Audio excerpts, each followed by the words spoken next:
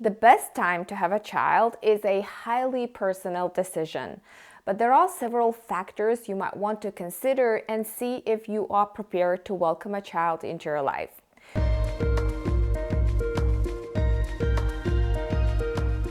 Before having my first child, I didn't think about becoming a parent at all. In fact, I didn't even particularly like being around children. I would often choose to sit far away from kids in restaurants. I didn't have a strong desire to be a mother.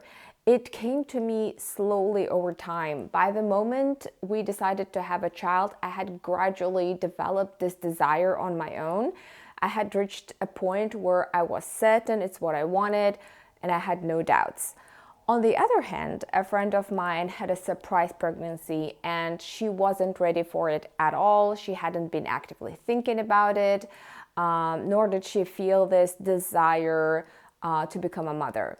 However, as soon as she held her son in her arms, she somehow knew deep down that not only was she ready, but she was also meant to be a mother. So even if you don't feel 100% emotionally prepared right now, it's possible that your readiness and instincts may kick in naturally once you have your firstborn. But this next factor is super important to consider, and this is relationship stability. If you are in a relationship, think how stable it is and whether your partner is also ready for this significant step. Open communication about your desires and plans is essential during this process. So ask yourselves, is your relationship going to provide safe and nurturing environment for your baby? Because the first developmental years are very crucial. Obviously, the subsequent years too, but the first 3 years are forming years for a baby. The next one goes without saying, of course, financial stability. Ask yourselves, can you cover the expenses of raising a child, including healthcare, education, and childcare?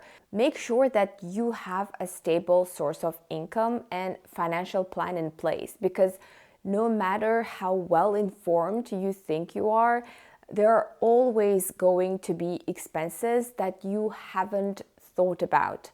Depending on what you do for work, you will have to take time off from work, and will your income still be sufficient to take care of your expenses? Another important factor is your career goals. We know that no matter how perfect we are at balancing work and our private life, parenthood is going to affect your professional life to a certain extent, whether you want it or not. So ask yourselves, what is it going to be like once I become a parent? Is my company supportive of new parents? What are the laws around parental leave? Am I going to be mentally and emotionally okay if I take a break or slow down a bit? Or am I prepared for potential career adjustments? Also consider different outcomes depending on what you do for work, and think about how prepared you are for those outcomes emotionally and financially, because you know yourself better than anyone. All these factors that I have just mentioned, emotional readiness, relationship stability, financial stability, and career goals, all these might become irrelevant if you are not at an age to have a safe and healthy pregnancy and birth. Age is a significant factor, whether we want to hear about it or not, whether we want to acknowledge this or not. Fertility naturally declines with age, so we are forced to consider our biological clock. Sure, there are now options like egg freezing, but they come with no guarantees and their own set of challenges. And obviously, you need to assess your physical health. Are you in good health, and have you discussed potential health concerns with your doctor? Think about how your health may affect your pregnancy and parenting. Last but not least, support system. Do you have a good support system, including family and friends who can help you out and also support you emotionally during your pregnancy and parenthood? I would like to highlight the importance of support from our parents.